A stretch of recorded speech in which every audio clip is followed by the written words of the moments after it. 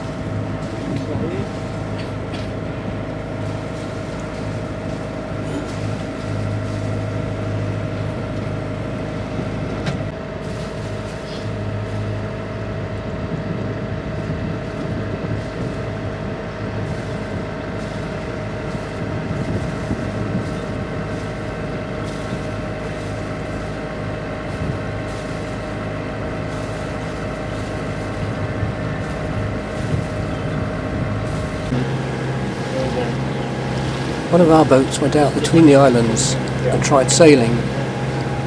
We carried on motoring close inshore. The end of Portugal, so it's that on there. In the distance, yes. Oh, it's not that easy. Same for squid and goat's cheese. Typical those.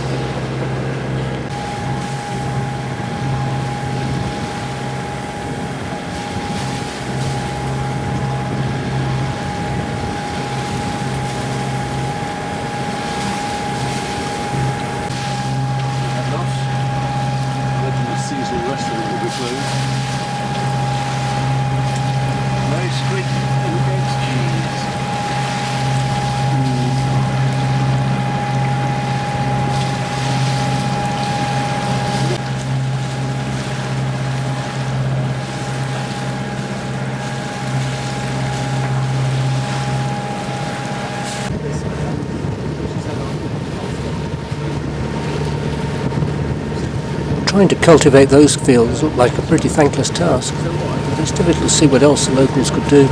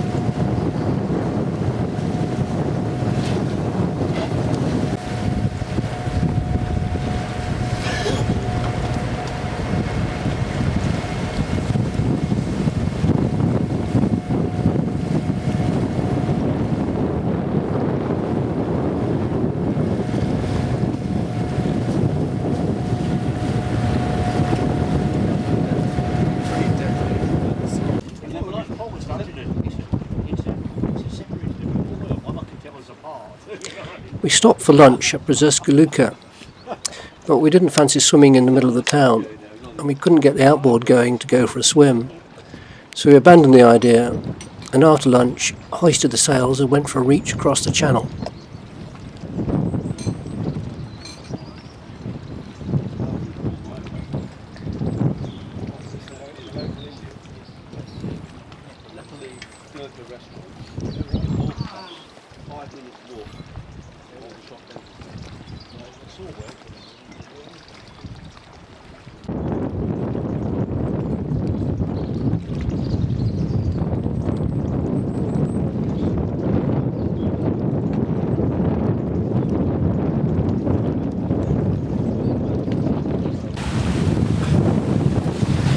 Left as we go in.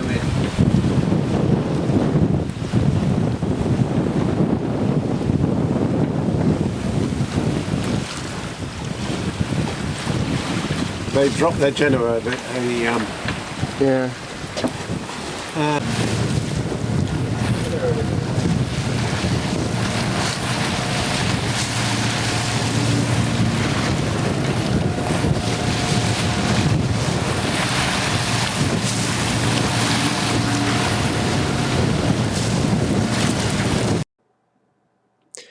The canal leading up to Stoner is quite shallow, but it's well marked. It even has withers at the top end, so it felt quite like home to an East Coast Will we go sailor. to Perth before we have tea and cake? I think so. I think it would be wise. Yeah.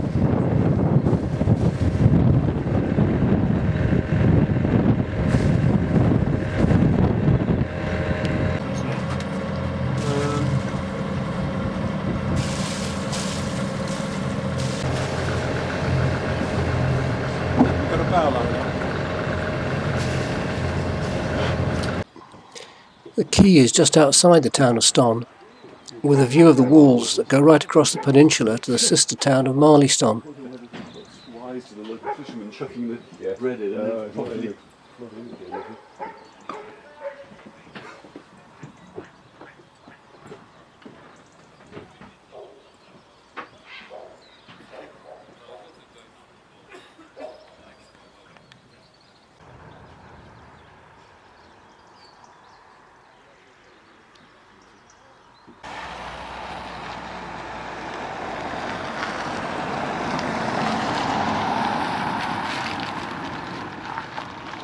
Right next to the quay are what are claimed to the biggest operational salt pans in Europe, and these have been running since the days of the Romans.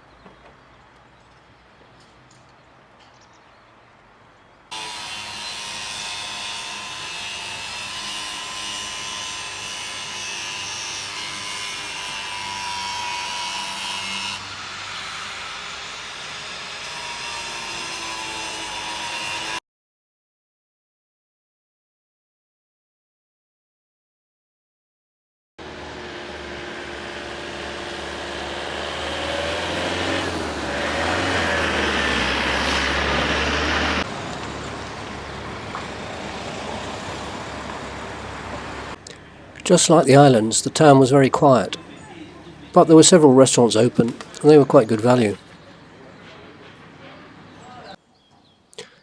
Most of the houses were well maintained, but quite a few were becoming derelict and almost falling down. The churches looked as though they were being restored, but several were going to rack and ruin. Whether this was war damage or just because they belonged to Serbs, we don't know.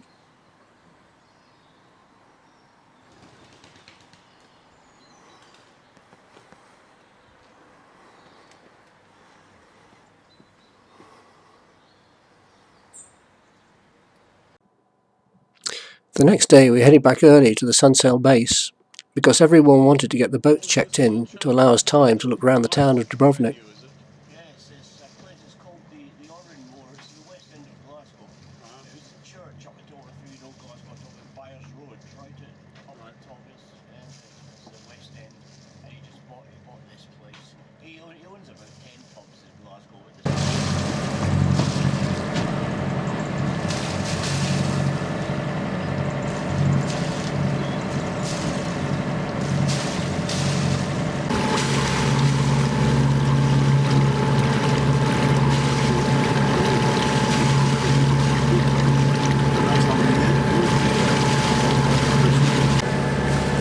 The only sign of habitation on this peninsula was the odd deserted fisherman's hut.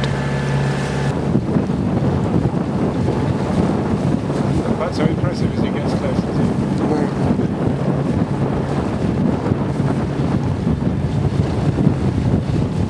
Mike? Sorry? Oh, yes.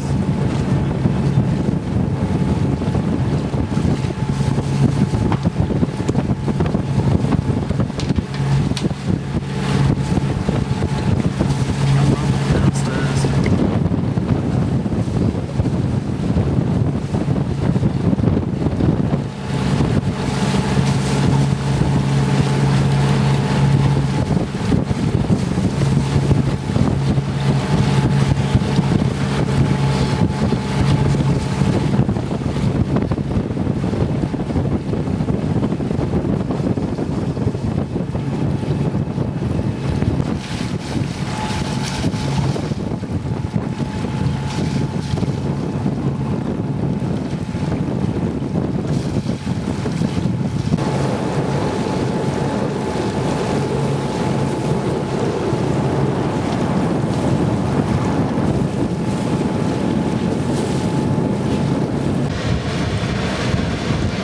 seem to have arrived at the start of a pirate's away day.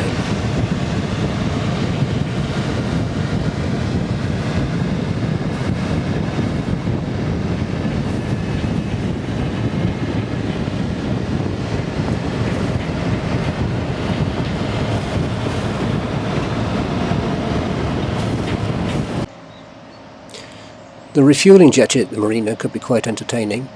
It has about a knot and a half of current running through it, and a spit that closes off about 80% of the river just before you get there. The marina staff say that if it's been raining, the current can get much stronger still. Unlike everywhere else we've been, the place was absolutely heaving. This was courtesy of all the cruise ships that were moored up around. It was so busy, we gave up trying to look around and went to get lunch, waiting for the hawes to try and go back to their boats.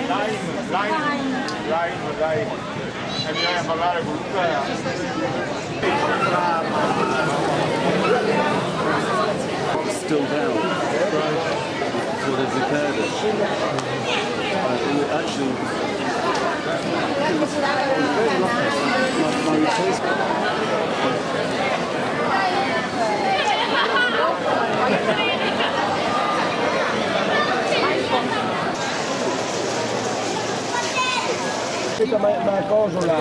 This is the queue to get back on just one of the cruise ships. It puts me right off the idea of ever going on one of these sort of holidays.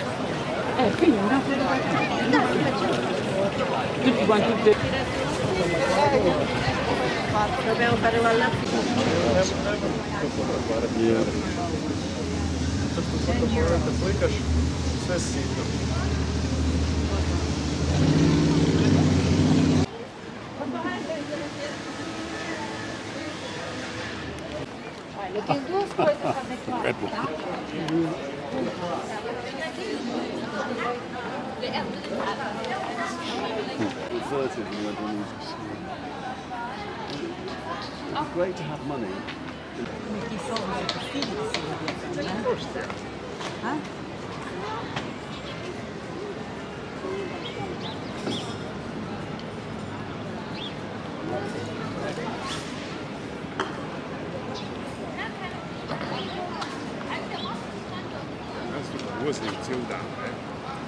Logicamente, ne sai che ci sono i momenti.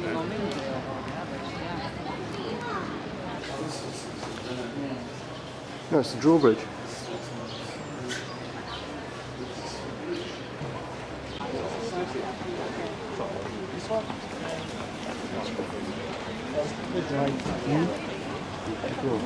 The locals who live up these alleyways must keep pretty fit. We tried to find an easier way up, but in the end succumbed to the inevitable.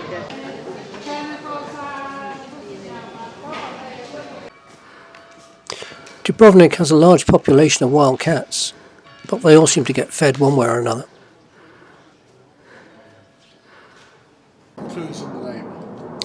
The owner of this bar at the top of one of the alleys obviously felt he had to do something different to attract attention.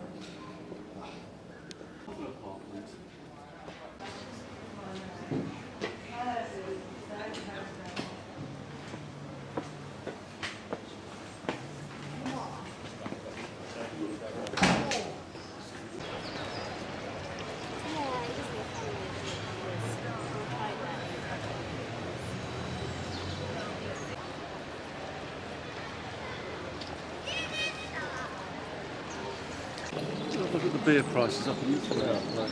You can't get that many people out here, sure. At the end of the day, we found a quiet little pub just below the town walls where we could sit and watch the sun go down.